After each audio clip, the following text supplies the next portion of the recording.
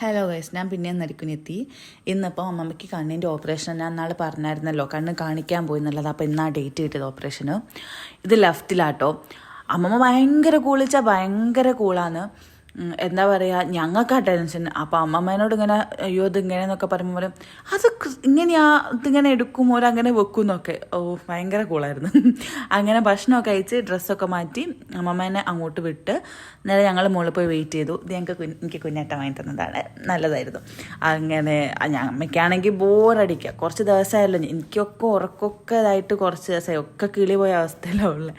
എന്നിട്ട് ഞങ്ങളെ മറ്റേ ചോക്ലേറ്റ് അലുത്തും അപ്പോൾ അത് കഴിച്ചിട്ടുള്ള കളി നോക്കിയിട്ട് ബാസം തേക്കുന്നു.